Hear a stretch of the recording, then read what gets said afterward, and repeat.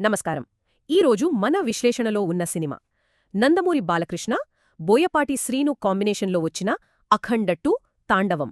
అవును, మొదటి సినిమా సృష్టించిన ప్రభంజనాన్ని ముందుకు తీసుకెళ్లే ప్రయత్నమిది. ఆ యాక్షన్, ఆ డివోషన్ అన్నీ డబుల్ డౌన్ చేశారు. మరి ఇది ప్రేక్షకులను ఏ మేరకు మెప్పించింది?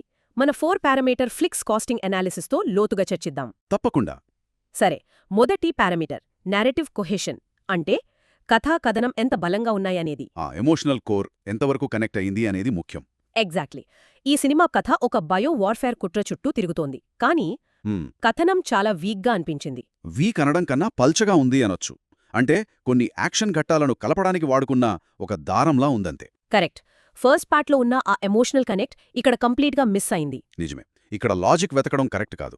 దీని ఉద్దేశం ఒక ఎలివేషన్ సీన్ నుంచి ఇంకో ఎలివేషన్ సీన్కి తీసుకెళ్లడమే. ఆ విషయంలో సక్సెస్ అయ్యారు. అందుకే నెరేటివ్ కోహెజన్కి మా స్కోర్ 2.5. ఇలాంటి మరిన్ని డీప్ అనాలిసిస్ కోసం మా ఫ్లిక్స్ కాస్టింగ్ యూట్యూబ్ ఛానల్కు వెంటనే సబ్స్క్రైబ్ చేసుకోండి. ఆ బెల్ ఐకాన్ని కూడా నొక్కడం మర్చిపోకండి. అప్పుడే మీకు నోటిఫికేషన్స్ వస్తాయి.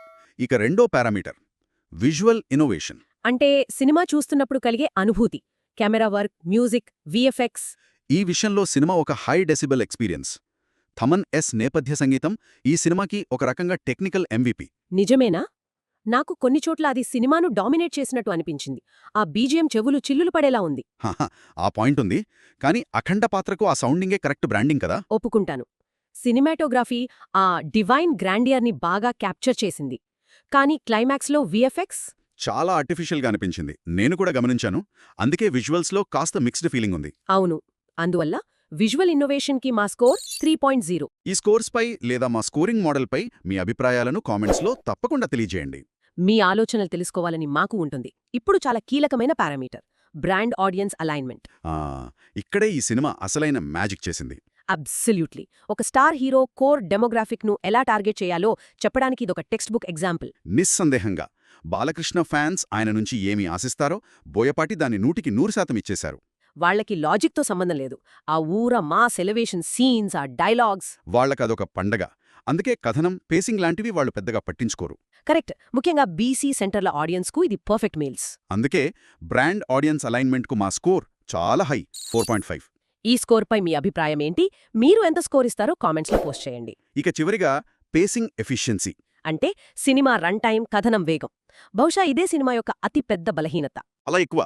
ముఖ్యంగా సెకండ్ హాఫ్లో చాలా సాగదీతగా అనిపించింది కదా.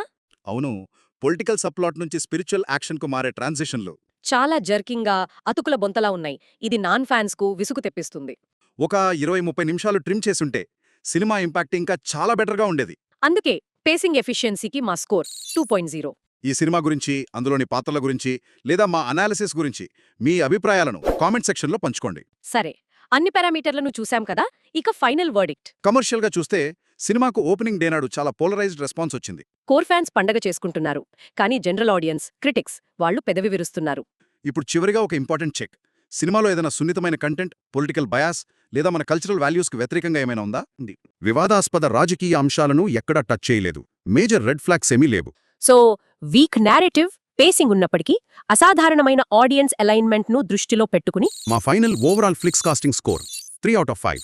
మా చివరి మాట ఏ డెఫినింగ్ డివైన్ స్పెక్టకల్. కరెక్ట్. ఇది టార్గెట్ ఆడియన్స్కు కావాల్సిన డివైన్ ఫ్యూరీని అందిస్తుంది, కానీ మిగతా వారి సహనాన్ని మాత్రం గట్టిగా పరీక్షిస్తుంది.